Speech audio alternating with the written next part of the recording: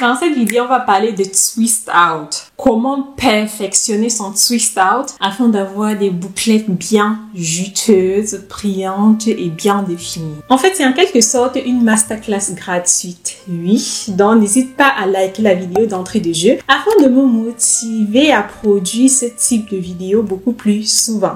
Alors, donc, je vais réaliser ma mise en pli, notamment mon twist out. J'ai mes notes là, car oui, je prends cette masterclass très au sérieux. C'est très important. Cette vidéo va vraiment aider ces personnes-là qui apprécient ce type de mise en pli, mais qui n'arrivent pas à voir le résultat qu'elles désirent, notamment peut-être des cheveux qui gonflent rapidement, des boucles qui ne sont pas très bien définies, des cheveux qui perdent rapidement en hydratation, etc. Donc, on va parler de tout cela et je vais te donner mes pépites, mes petits secrets.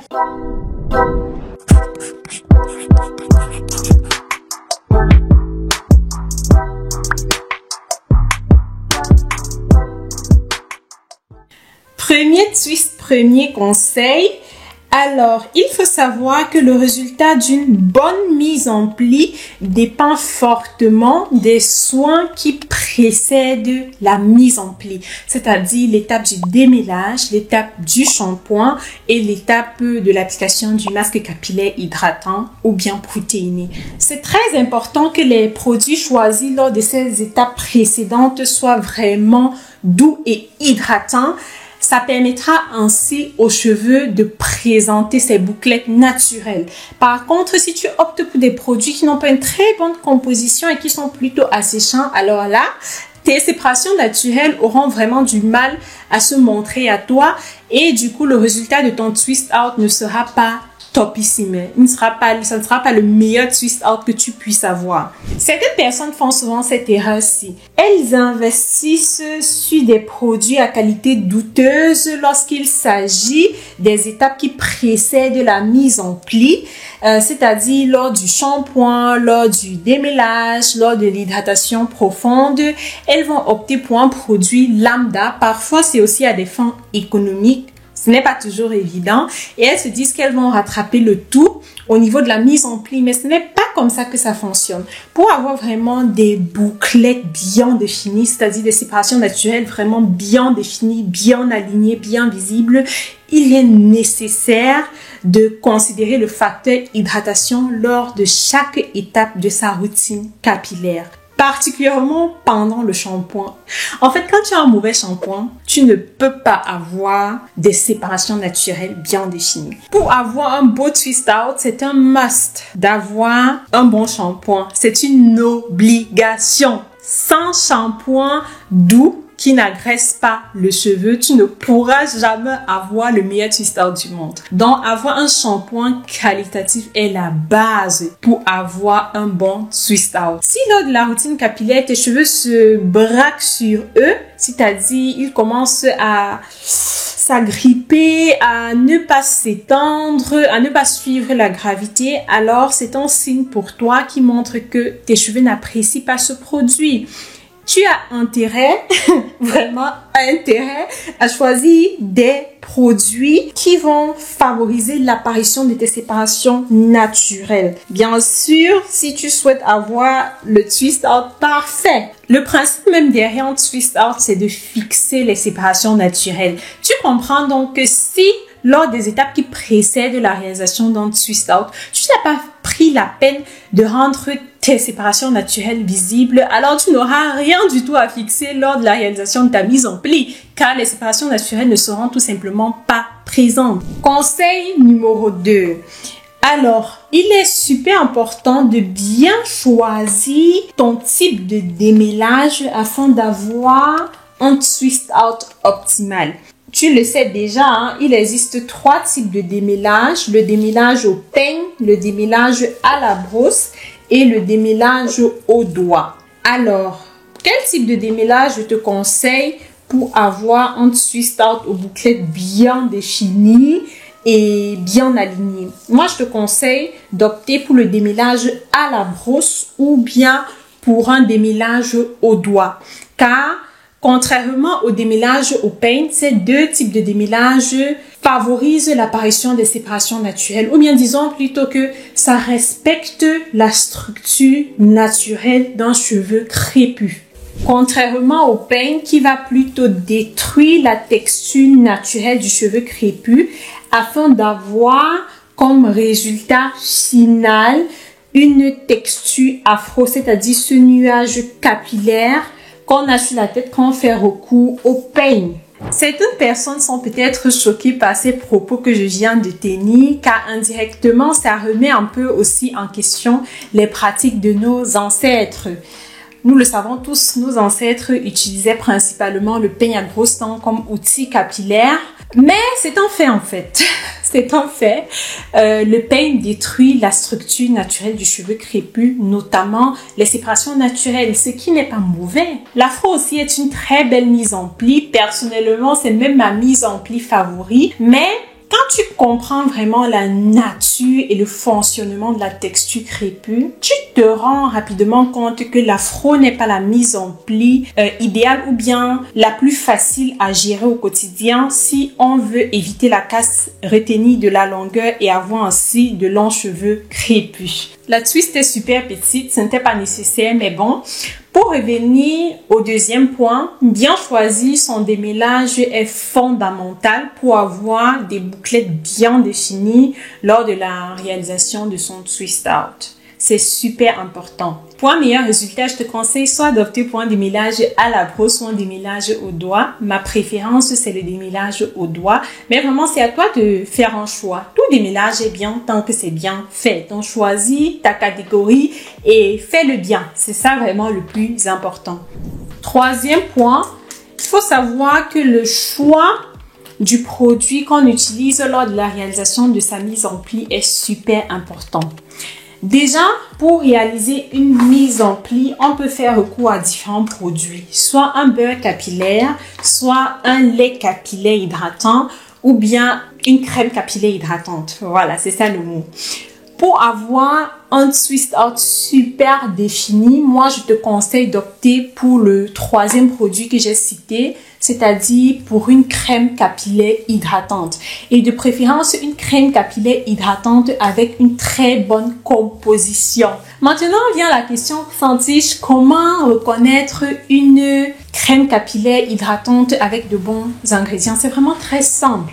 Tu prends simplement la peine de checker la liste d'ingrédients et en général, les crèmes capillaires hydratantes qui ont des ingrédients naturels au début de la liste d'ingrédients sont top. Ils hydratent très bien les cheveux.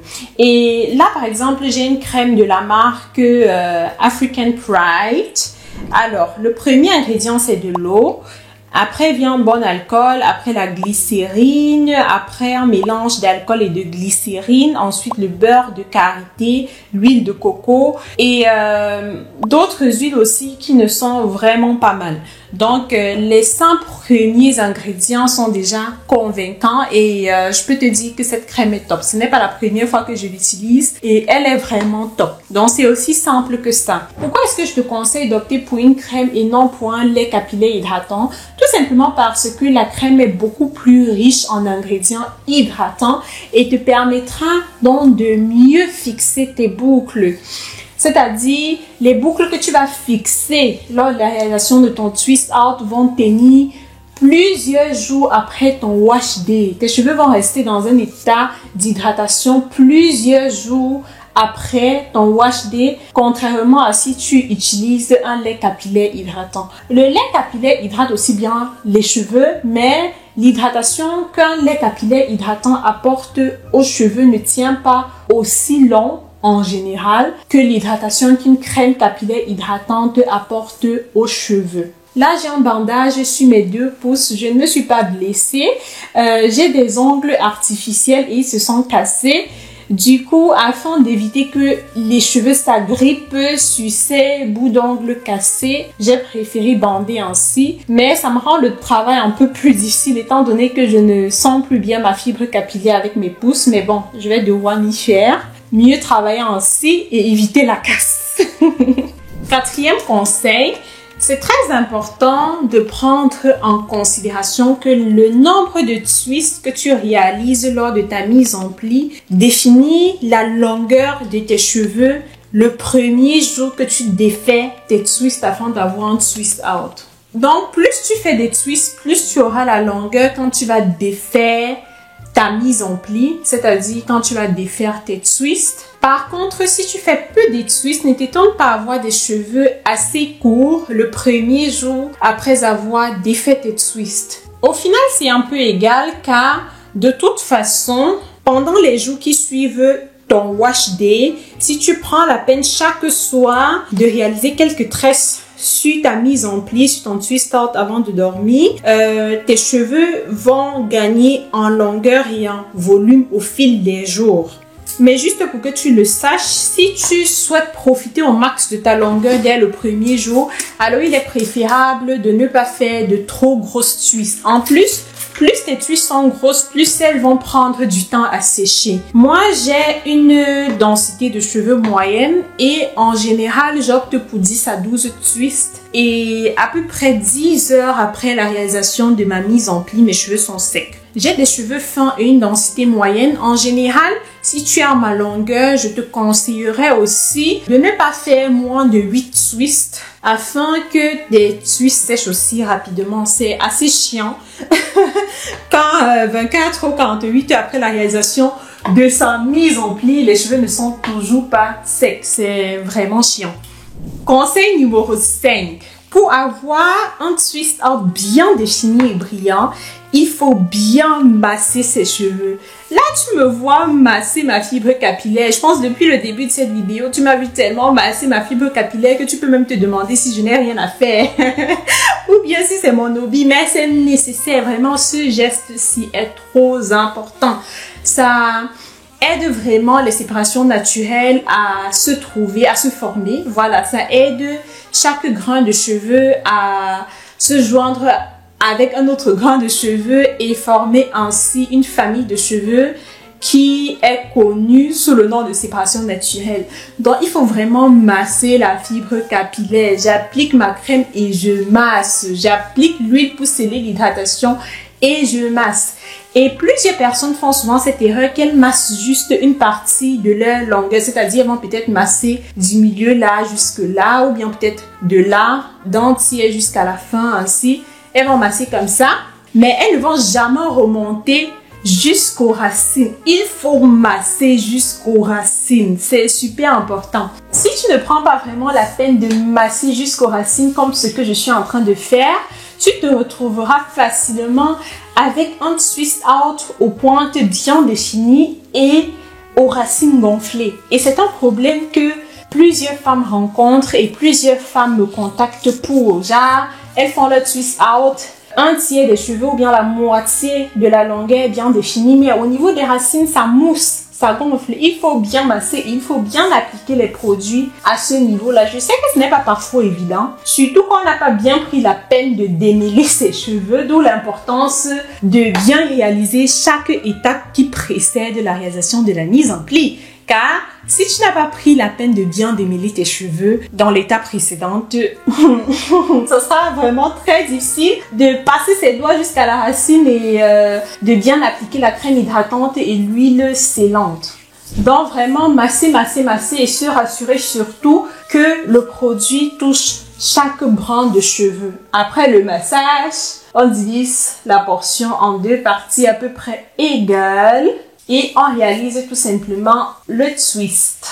On passe directement au 6e conseil. Après la réalisation de tes twists, n'attache pas directement tes cheveux. C'est une erreur très commune. Réaliser ces twists et directement ensuite attacher tous ces twists avec un chouchou et mettre peut-être un bonnet en satin ou un foulard en satin. Le bonnet en satin, le foulard en satin, c'est bien beau, c'est top, mais c'est pour dormir. Voilà, c'est pour dormir. C'est vrai que dans certains cas, comme mon cas actuellement, là il est quelle heure? Il est presque 23 heures. Donc après avoir réalisé cette mise en pli, je vais me coucher pour dormir. pli, mais ce n'est pas l'idéal. Pour la réalisation de ta mise en pli, je te conseille vraiment de choisir une période de la journée où tu sais que, ok, après avoir réalisé mes twists, je pourrais lâcher cette twist pendant 1 à 2 heures. C'est-à-dire, je pourrais porter cette twist librement pendant 1 à 2 heures sans souci. Là, dans mon cas, c'est un peu dommage car il est 23 et je vais sûrement devoir me coucher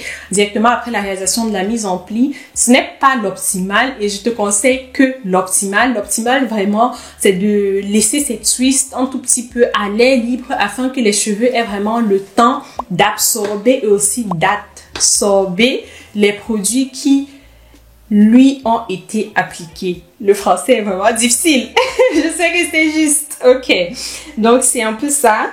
Un dernier conseil pour la route, toujours avoir un vaporisateur rempli d'eau, vraiment d'eau, d'eau du robinet ou bien d'eau minérale lors de la réalisation de cette twist afin d'avoir comme mise en pli finale en twist out. C'est super important car pour appliquer ces crèmes et ces huiles et masser, comme je viens de te le conseiller, il faut que le cheveu soit un tout petit peu humide. C'est vraiment très important dans le conditionnement de sa fibre capillaire. En plus, ça facilite la manipulation de ta fibre capillaire car en général, un cheveu crépus, humide est facilement malléable. Troisièmement, ça te permet aussi d'économiser un peu de produit.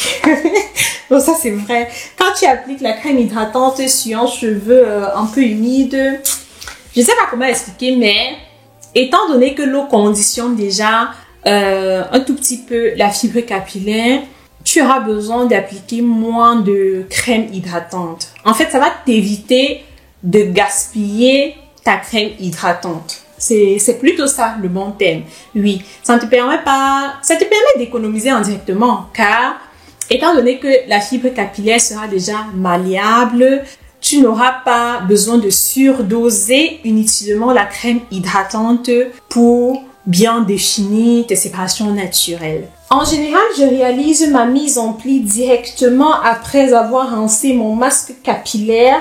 Du coup, mes cheveux sont encore dans un état humide et c'est juste vers la fin de la réalisation des twists que j'ai parfois besoin du vaporisateur afin d'humidifier davantage mes cheveux. Mais dans certains cas exceptionnels comme celui-ci, quand je tourne une vidéo, la réalisation des twists me prend beaucoup plus de temps et du coup, je fais recours au vaporisateur beaucoup plus tôt. Voilà. Mais sinon, quand c'est hors caméra, j'utilise le vaporisateur juste pour les 2 derniers twists. Alors, je viens de finir la réalisation des twists. J'en ai 11 au total sur la tête. Et c'est donc ça pour cette vidéo.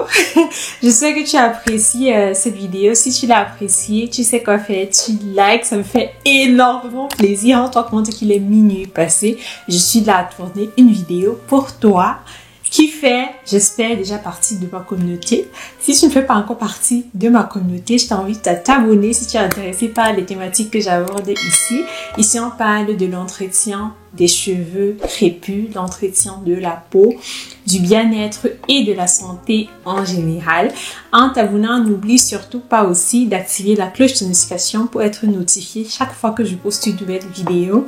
Et là, j'ai une idée de vidéo en tête. Dis-moi en commentaire si ça t'intéresserait que je partage une vidéo similaire que celle-ci avec toi, dans laquelle je vais plutôt défaire les twists de ma mise en pli.